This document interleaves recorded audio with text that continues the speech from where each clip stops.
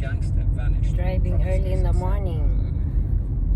South Korea's main opposition party leader Lee Jae-myung said on Wednesday he hoped the stabbing attack he suffered could mark the end of warlike politics. Lee was discharged from a hospital in Seoul where he had been recovering after last week's attack.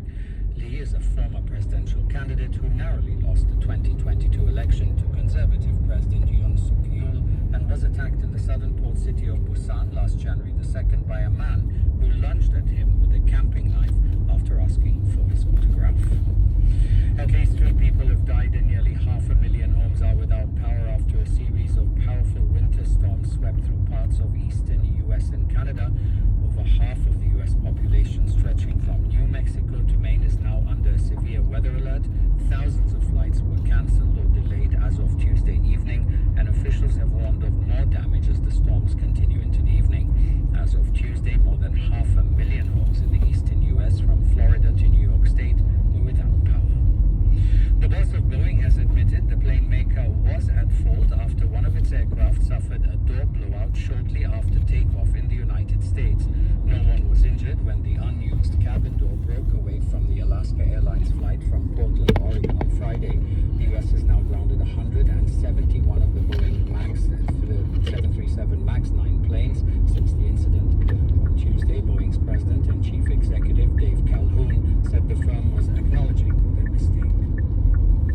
Turning to the markets this morning now, Japanese stocks hit a near 34-year high on Wednesday, while other Asian equities meandered close to 1-month lows, and bond markets traded cautiously ahead of U.S. inflation data, which is due this week.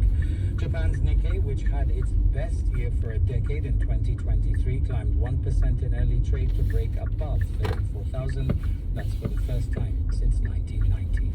In commodities, oil prices inched higher today, extending the previous day's rally after industry data showed U.S. crude stocks fell more than expected last week, though a bigger than anticipated build in product inventories capped gains.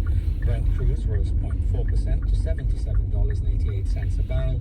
U.S. West Texas Intermediate futures climbed 0.4% to $72.53 a barrel. In sport this morning, Middlesbrough will take a 1-goal lead into the second leg of the Carabao Cup semi-final after a 1-0 win over Chelsea at the Riverside Stadium. Liverpool defender Trent Alexander-Arnold has now been ruled out for a few weeks with a minor knee ligament tear. Liverpool confirmed the news ahead of the club's Carabao Cup semi-final leg against Fulham on Wednesday. Tottenham have completed the loan signing of former Chelsea striker Timo Werner from RB Leipzig until the end of the season. And Chelsea's Cole Palmer has revealed he plans to remain at boyhood club Manchester City and go on loan this season before being told his only options were to stay. I'm here. The Tennessee Titans have sacked head coach Mike Vrabel after a second consecutive losing season in the NFL.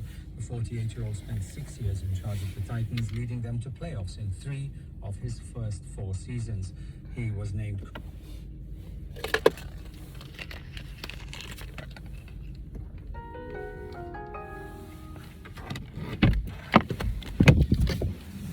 Pia, good morning.